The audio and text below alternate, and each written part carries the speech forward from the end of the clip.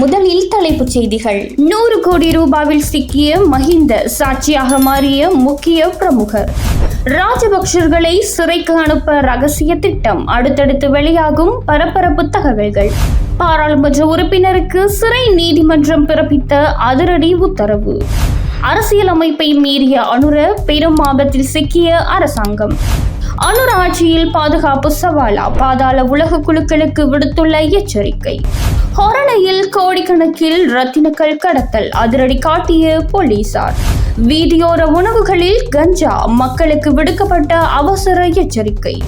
400 ரூபாவை தாண்டும் டாலரின் மதிப்பு, அடுத்த சில வருடங்களில் திவாலாகும் நாடு. இனி விரிவான செய்திகள். பாராளுமன்ற உறுப்பினர் சமிந்த விஜயசிறிக்கு 1.5 வருட சிறை தண்டனை விதித்து நீதிமன்றம் தீர்ப்பளித்துள்ளது. சட்டவிரோதமான முறையில் வழிமறித்தமை, போலீஸ் அதிகாரிகளை அச்சுறுத்தியமை உள்ளிட்ட குற்றச்சாட்டுகள் தொடர்பில் இந்த தீர்ப்பு வழங்கப்பட்டுள்ளது. பாராளுமன்ற உறுப்பினர் சமிந்த விஜயஸ்ரீ, அவரது சாரதி மற்றும் அமைச்சு பாதுகாப்பு பிரிவின் போலீஸ் அதிகாரி ஒருவருக்கு எதிராக பதுளை மேல் நீதிமன்றத்தில் வழக்கு தாக்கல் செய்யப்பட்டுள்ளது. வழக்கை விசாரித்த பதுளை மேல் நீதிமன்ற நீதிபதி சமிந்த விஜயஸ்ரீ மற்றும் சாரதி பந்துல ரத்நாயக்க ஆகிய இரு பிரதிவாதிகளையும் 4 குற்றச்சாட்டுகளுக்கும் அமைச்சு பாதுகாப்பு பிரிவின் போலீஸ் அதிகாரி ரசிக கருணா திலகவை 3 குற்றச்சாட்டுகளுக்கும் குற்றவாளியாக தீர்ப்பளித்துள்ளார். எனினும் சாரதி பந்துல ரத்நாயக்க உயிரிழந்துள்ளதாக நீதிமன்றில் அறிவிக்கப்பட்டுள்ளது. 2019 ஆண்டு பிப்ரவரி 10 அன்று பண்டாரவளை நகரின் வட்டவளைக்கு அருகில் நாடாளுமன்ற உறுப்பினர் சமிந்த விஜயஸ்ரீ உள்ளிட்டோர் ஜீப் வண்டிகளில் பயணித்துக் கொண்டிருந்தனர். இதன்போது அவரது ஜீப் வண்டியை போலீஸ் ஜீப் ஒன்று முந்தி சென்றமை தொடர்பில் ஏற்பட்ட வாய் தர்க்கமே குற்ற செயலுக்கான காரணமாக அமைந்தமை வழக்கு விசாரணையின் போது தெரியவந்துள்ளது. சமிந்த விஜயஸ்ரீ ஐக்கிய மக்கள் சக்தியின் பதுளை மாவட்ட பாராளுமன்ற உறுப்பினராக இருக்கின்றமை குறிப்பிடத்தக்கது. முன்னாள் ஜனாதிபதி மஹிந்த ராஜபக்ஷ உள்ளிட்டவர்கள் சுமார் 100 கோடி ரூபாய் லஞ்சம் பெற்றுக் கொண்டதாக குற்றம் சுமத்தப்படும் சம்பவம் தொடர்பில் முன்னாள் பாராளுமன்ற உறுப்பினர் சஜின் வாஸ் குணவர்த்தன சாட்சியமளித்துள்ளார். லஞ்ச ஊழல் மோசடி தவிர்ப்பு விசாரணை ஆணைக்குழுவில் அவர் 3 மணித்தியாலங்கள் சாட்சியமளித்துள்ளார். ராணுவ தலைமையகம் அமைந்திருந்த காணியை சாங்க்ரிலா ஹோட்டலுக்கு விற்பனை செய்யும் நடவடிக்கையின் போது சுமார் 100 கோடி ரூபாய் லஞ்சமாக பெறப்பட்டதாக சுமத்தப்படும் குற்றச்சாட்டு தொடர்பில் சஜின் வாஸ் குணவர்த்தன வாக்குமூலம் அளித்துள்ளார். முன்னாள் நாடாளுமன்ற உறுப்பினர் சஜின் வாஸ் குணவர்த்தன லஞ்ச ஊழல் புலனாய்வு ஆணைக்குழுவில் முன்னிலையாகியிருந்தார். ஆணைக்குழுவின் அறிவித்தலுக்கு அமைய அங்கு சென்ற அவர் சுமார் 3 மணித்தியாலங்கள் வாக்குமூலம் வழங்கிய பின்னர் அங்கிருந்து புறப்பட்டு சென்றுள்ளார். குறித்த லஞ்ச பணத்தை பெற்றுக் கொண்டதாக குற்றம் சாட்டி முன்னாள் ஜனாதிபதி மஹிந்த ராஜபக்ஷவிற்கு எதிராகவே ஆணைக்குழுவில் முறைப்பாடு செய்யப்பட்டுள்ளது. லஞ்சம், ஊழல் மற்றும் வீண் விரயத்திற்கு எதிரான பிரஜைகள் சக்தி அமைப்பு இந்த முறைப்பாட்டை செய்துள்ளது. சஜின் வாஸ் குணவர்த்தன ஊடகங்களுக்கு தெரிவித்த கருத்துக்களை மேற்கோள் காட்டியே இந்த முறைப்பாடு தாக்கல் செய்யப்பட்டுள்ளது. மேலும் இந்த பணம் தங்கள பிரதேசத்தில் ஹோட்டல் ஒன்றை கொள்வனவு செய்வதற்கும் CSN ஊடக வலைப்பின்னலுக்கும் வழங்கப்பட்டுள்ளதாக குறிப்பிடப்பட்டுள்ள நிலையிலேயே அவரிடம் வாக்குமூலம் பெறுவதற்காக லஞ்ச ஊழல் ஆணைக்குழு அவரை அழைத்திருந்தது. வாக்குமூலத்தில் எவ்வாறான விடயங்களை சஜின் வாஸ் குணவர்த்தன குறிப்பிட்டார் என்பது பற்றிய விவரங்கள் எதுவும் வெளியிடப்படவில்லை. ராஜபக்ஷகளுக்கு எதிரான வழக்குகளை எவ்வளவிலாவது விரைவுபடுத்துவதற்கே அரசு முயற்சிக்கின்றதாக பாராளுமன்ற உறுப்பினருமான நாமல் ராஜபக்ஷ தெரிவித்துள்ளார். ஆனால் அரசமைப்பு திருத்தம் ஊடாக நீதி அரசர்களின் பதவி காலத்தை நீடிக்கும் தார்மீக உரிமை அரசுக்கு கிடையாது என்றும் அவர் குறிப்பிட்டுள்ளார். நாட்டு மக்கள் பொருளாதார ரீதியில் மிக மோசமாக பாதிக்கப்பட்டுள்ள போதிலும் அவர்களின் வாழ்க்கை தரத்தை மேம்படுத்துவதற்கு அரசு எவ்வித நடவடிக்கைகளையும் இதுவரை முன்னெடுக்கவில்லை. மாறாக அரசியல் பழிவாங்கலை முன்னிலைப்படுத்தி அரசாங்கம் செயற்படுகின்றதாகவும் அவர் தெரிவித்துள்ளார். நாடு பொருளாதார ரீதியில் முன்னேற்றம் அடைந்துள்ளதாக ஜனாதிபதி குறிப்பிட்டாலும் மக்களின் வாழ்க்கை தரத்தில் எவ்வித முன்னேற்றமும் ஏற்படவில்லை என்றும் நாமல் ராஜபக்ஷ குறிப்பிட்டுள்ளார். விவசாயிகளின் போராட்டங்களுக்கும் இன்று வரை நியாயமான தீர்வு கிடைக்கவில்லை என்றும் நீதித்துறையின் சுயாதீனத்தை பாதுகாப்பதற்காக கூறிக்கொண்டு ஆட்சிக்கு வந்த அரசு தற்போது நீதித்துறையில் ஆதிக்கம் செலுத்த முயற்சிப்பதாகவும் எனவும் அவர் தெரிவித்துள்ளார். ராஜபக்சக்களை சிறைக்கு அனுப்புவதற்காகவே நீதியரசர்களின் பதவிக்காலம் நீடிக்கப்படுகின்றதாகவும் ஆளும் தரப்பு உறுப்பினர் பகிரங்கமாக நீதியரசர்களின் பதவிக்காலத்தை அதிகரிக்க வேண்டுமாயின் அது தொடர்பில் சர்வஜன வாக்கெடுப்பு நடத்தி மக்களே அதனை தீர்மானிக்க வேண்டும் என்றும் நாமல் ராஜபக்ஷ குறிப்பிட்டுள்ளார்.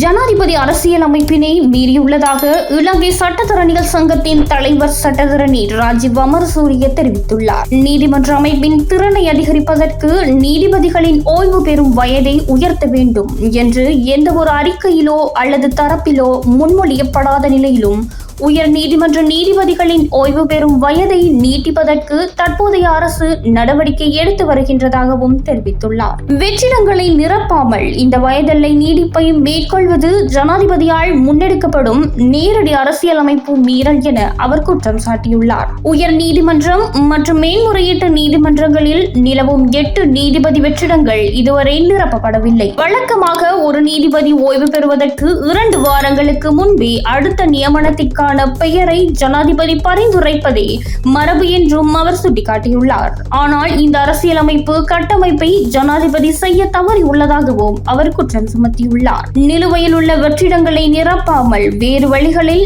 நீதித்துறையை தங்கள் கட்டுப்பாட்டிற்குள் கொண்டுவர அரசு முயல்வதாக அவர் சுட்டிக்காட்டியுள்ளார். ஜனாதிபதியின் இந்த செயல் அரசியல் அமைப்பை மீறும் செயல் எனவும் இது ஒரு வகையான ஊழல் எனவும் தாம் பொறுப்புடன் கூறுவதாக தெரிவித்துள்ளார். சட்டம் தொடர்பான மாற்றங்களின் போது சட்டத்தரணிகள் சங்கத்தின் ஆலோசனை பெறப்படும் என்ற வாக்குறுதியும் மீறப்பட்டுள்ளது என தெரிவித்துள்ளார். இதனைத் தொடர்ந்து சட்டத்தரணிகள் சங்கம் ஜனநாயக வழிமுறைகளை பின்பற்றி கடந்த மே 25 அன்று ஜனாதிபதிக்கு நேரடியாக தமது கடுமையான எதிர்ப்பை எழுத்துப்பூர்வமாக பதிவு செய்துள்ளதாக ராஜீவ் அமரசூரிய குறிப்பிட்டுள்ளார். இவ்வளவு வெற்றிடங்களை வைத்துக் கொண்டு ஒரு நீதித்துறை நிறுவனத்தை எவ்வாறு இயக்க முடியும் என்றளவிலும் அந்த வெற்றிடங்களில் ஜனாதிபதி நிரப்பவில்லை. அதை பற்றி பேசாமல் தேவையில்லாத காரணங்களை கூறிக்கொண்டிருக்கின்றார்கள் என ராஜீவ் அமரசூரிய தெரிவித்துள்ளார். ஜனநாயகத்தையும் நாட்டின் கலாச்சார உரிமைகளையும் சீரழிக்கும் வகையிலேயே இந்த அரசு செயற்பட்டு வருகின்றதாக பாராளுமன்ற உறுப்பினர் ஹர்ஷன ராஜகருணா சுட்டிக்காட்டியுள்ளார். அத்துடன் நாட்டில் நாளுக்கு நாள் அதிகரித்து வரும் கொலைகள் மற்றும் துப்பாக்கிச்சூட்டு சம்பவங்கள் தேசிய பாதுகாப்புக்கு பெரும் அச்சுறுத்தலாக மாறியுள்ளதாகவும் அவர் எச்சரித்துள்ளார். அரசை தவிர நாட்டின் ஏனைய அனைத்து தரப்பினரும் தற்போதைய அபாயகரமான சூழ்நிலையை உணர்ந்துள்ளனர். நாட்டில் நிலவும் பாதுகாப்பின்மை காரணமாக பாரம்பரிய கலாச்சார நிகழ்வுகளை கூட சுதந்திரமாக நடத்த முடியாத சூழல் உருவாகியுள்ளது. பாதுகாப்பை பலப்படுத்துவதற்கு பதிலாக ஊர்வலங்களுக்கு கட்டுப்பாடுகளை விதிப்பது அரசின் நிர்வாக திறமையின்மையை காட்டுவதாகவும் அவர் தெரிவித்துள்ளார். பாரம்பரிய ஊர்வலங்களில் என்னென்ன கலாச்சார அம்சங்கள் இடம்பெற வேண்டும் என்பதை பாதாள உலக குழுக்களா தீர்மானிக்கின்றன என்றும் அவர் கேள்வி எழுப்பியுள்ளார். உயர் நீதிமன்ற மற்றும் மேன்முறையீட்டு நீதிமன்ற நீதியரசர்களின் ஓய்வு பெறும் வயதை உயர்த்த அரசு மேற்கொண்டு வரும் முயற்சி நீதித்துறையை முழுமையாக தங்களது அரசமைப்பு மற்றும் கட்டுப்பாட்டுக்குள் கொண்டு வருவதற்கான திட்டமிட்ட செயலாகும். இலங்கை சட்டத்தரணிகள் சங்கம், சர்வதேச அமைப்புகள் மற்றும் நீதிபதிகள் சங்கங்கள் என அனைத்து தரப்பினரும் இதற்கு எதிர்ப்பு தெரிவித்து வரும் நிலையில் அரசு தனது 3/2 பெரும்பான்மை பலத்தை பயன்படுத்தி இதனை நிறைவேற்ற முயல்கின்றது. அரசின் ஜனநாயக விரோத போக்கை கண்டித்து தைரியமாக செயற்படும் இலங்கை சட்டத்தரணிகள் சங்கத்தின் மீது ஆளும் தரப்பினர் நாடாளுமன்ற சிறப்பு உரிமைகளை பயன்படுத்தி அவதூறுகளை பரப்பி வருகின்றனர். நாட்டின் ஜனநாயகத்தை பாதுகாக்கவே அச்சங்கம் குரல் கொடுத்து வருகின்றது. நாடாளுமன்றத்தை கூத்து மேடையாக மாற்றாமல் சீர்குலைத்து வரும் தேசிய பாதுகாப்பையும் நீதித்துறையின் சுயாதீனத்தையும் பாதுகாக்க அரசு உடனடியாக முறையான நடவடிக்கைகளை எடுக்க வேண்டும் என்றும் அவர் தெரிவித்துள்ளார். ஹொரணை கழுகே மோதர பிரதேசத்தில் பாரியளவிலான சட்டவிரோத மாணிக்கக்கல் கடத்தல் நடவடிக்கை முறியடிக்கப்பட்டுள்ளது. வளான போலீஸ் பிரிவின் ஊழல் தடுப்பு பிரிவினரால் இந்த நடவடிக்கை எடுக்கப்பட்டுள்ளது. அத்தோடு 3 ரத்தினக்கல் வர்த்தகர்கள் உட்பட 25 சந்தேக நபர்கள் கைது செய்யப்பட்டனர். இந்த சோதனையின் போது 11 படகுகள், 5 மோட்டார் பைக்குகள் மற்றும் ரத்தினக்கல் அகழ்வுக்கு பயன்படுத்தப்படும் 7 கோடி ரூபாய் மதிப்புள்ள உபகரணங்கள் பறிமுதல் செய்யப்பட்டுள்ளன. மேலும் இது தொடர்பிலான மேலதிக விசாரணைகளை வளான மத்திய ஊழல் தடுப்பு பிரிவினர் மேற்கொண்டு வருகின்றனர். பிரதான வீதிகளுக்கு அருகில் அமைந்துள்ள சில உணவகங்களில் தயாரிக்கப்படும் உணவுகளில் கஞ்சா கலக்கப்படுவதாக கடும் சந்தேகம் நிலவுவதாக பேராதனை போதனா வைத்தியசாலையின் சட்ட வைத்திய அதிகாரி பாலித பண்டார சுபசிங்க தெரிவித்துள்ளார். இதனால் இதுவரை ஒருபோதும் போதைப் பொருள் பயன்படுத்தாத சில சாரதிகள் கூட தங்களுக்கு தெரியாமலேயே போதைப் பொருள் குற்றச்சாட்டுகளுக்கு உள்ளாகும் அபாயம் ஏற்பட்டுள்ளதாகவும் அவர் சுட்டிக்காட்டியுள்ளார். கஞ்சா கலந்த உணவுகளை உட்கொண்ட பின்னர் மேற்கொள்ளப்படும் சிறுநீர் பரிசோதனைகளில் குறித்த நபர்களின் உடலில் கஞ்சா கலந்திருப்பதற்கான சாதகமான முடிவுகள் கிடைப்பதாகவும் வைத்தியர் தெரிவித்துள்ளார். போதைப் பொருள் பயன்படுத்தாதவர்கள் என நம்பப்படும் சாரதிகளின் சிறுநீர் மாதிரிகளிலும் கஞ்சா கூறுகள் கண்டறியப்பட்டதை தொடர்ந்து மேற்கொள்ளப்பட்ட மேலதிக விசாரணைகளில் அவர்கள் பிரதான வீதியோர கடைகளில் பெற்றுக்கொண்ட உணவுகள் மூலம் கஞ்சா உடலில் சென்றிருக்கலாம் என சந்தேகம் எழுந்துள்ளதாகவும் அவர் கூறியுள்ளார்.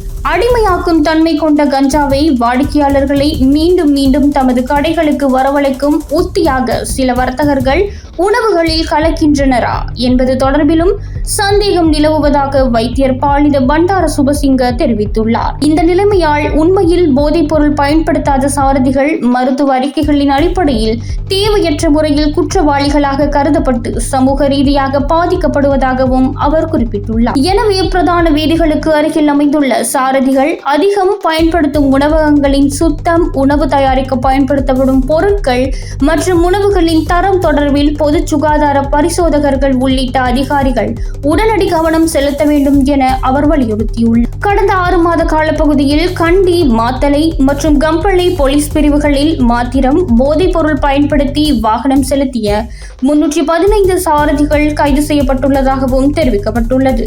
மேலும் இவ்வாறு கைது செய்யப்படும் பெரும்பாலான சாரதிகள் சட்டவிரோதமாக நாட்டுக்குள் கொண்டு வரப்படும் சிகரெட்டுகளை பயன்படுத்துவதாக தகவல்கள் வெளியாகியுள்ளதால் அந்த சிகரெட்டுகளில் உள்ள உள்ளடக்க பொருட்கள் தொடர்பிலும் எதிர்காலத்தில் பரிசோதனை செய்ய வேண்டியுள்ளதாக வைத்தியர் பாலித பண்டார சுபசிங்க கூறியுள்ளார்.